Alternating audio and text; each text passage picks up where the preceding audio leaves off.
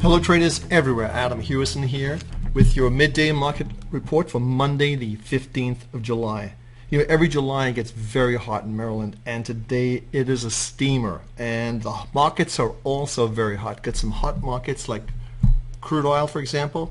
All the equity markets are very strong, and also we'll be talking about a stock that everyone used to talk about but no one's talking about right now. So something to look at, and that's Apple. So let's go right to the charts, and the first chart we're going to be looking at is going to be Apple. And this is a daily chart, and what you can see quite clearly is here's the signal right here on a weekly signal. Now that puts the score at plus 70. So we have 2 out of the 3 trade triangles green. This is the key one right here. That's going to kick in around 466, which is back up here. I know it's a ways away, but the reality is this is the first indication. Now, we talked about Apple before, and this is what we think is going to happen. These 2 lows that we see, and also right here, this potentially could be a double bottom, and this could be what we call a pivot point. So if we do go over the pivot point, we would be setting ourselves up for a move to about the $550 a share for Apple, which is where we are right now, 428.5. So potentially you could nibble on Apple right now. You could get serious if Apple goes over this level here, the 460 level we talked about. Now the other thing too is if you look at the MACD, there's the cross point right there, which is right around here. So right around the 420 level, that was the indication the trend has actually turned up. You can see it turned down here, and that was a pretty nice little move on the MACD. That's the indicator we're looking at right here. So check out Apple officially moving sideways according to our trade triangles. So let's go on to our next market, clear the screen. And the next market we're going to be looking at is the Dow. Of course, we're acting very, very well, still positive, new high close. Obviously on Friday, this market wants to go higher psychologically, perception-wise, technically. That is what we see happening in this market. So let's see if it can make new highs, which is the highest it's ever been, is 15,542. We're 15,000. We're about 60, 70 points away from that. If we close in new high ground, that to me would be very, very positive. So let's see how that plays out for the day. S&P 500 looking good, still looking strong.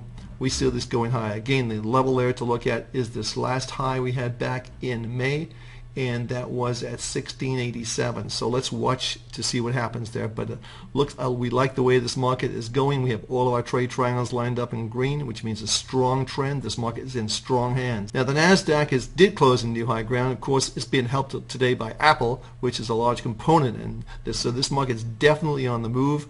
We could see this market moving up to, very simply, I'll just show you some measurements we're looking at right now for the NASDAQ.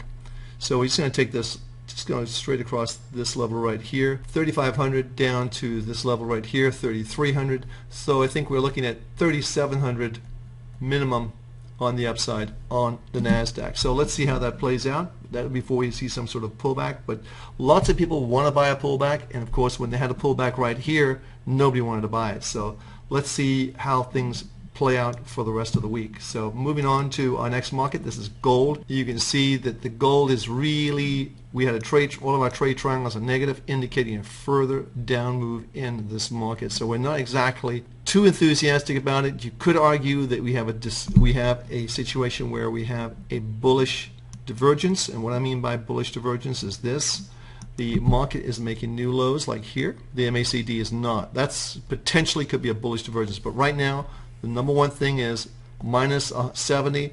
All of our trade triangles are heading down. That's the key thing to remember. Don't get sucked into this market yet.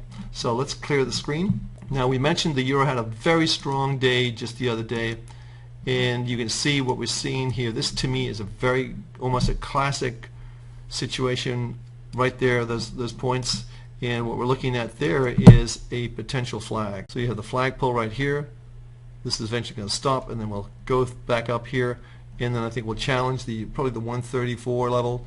And here's as I say, this is potentially a big double bottom. If we ever close and go through this level it would be very, very bad for the euro. But I don't think that's going to happen anytime soon. There's the crossover on the MACD indicating a trend is up. I'd be more inclined to be a buyer of this, particularly if it comes out of this formation to the upside. So I'd say a move and a close over 131 is about 60, 40, 50 points from here. I think you want to be a buyer of this market. So that's buying the euro, selling the dollar. So let's go to our next market. Let's clear the screen. Crude oil, August. This market is looking good. We're still looking for the 110 level on this market.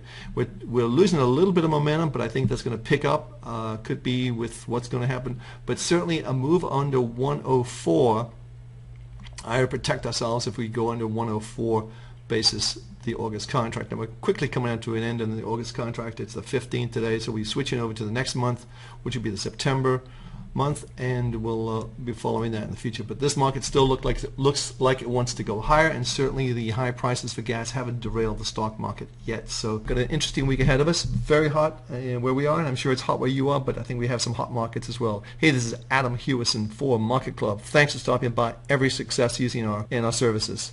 I'll see you soon. Thanks for watching this video. I hope you found it helpful.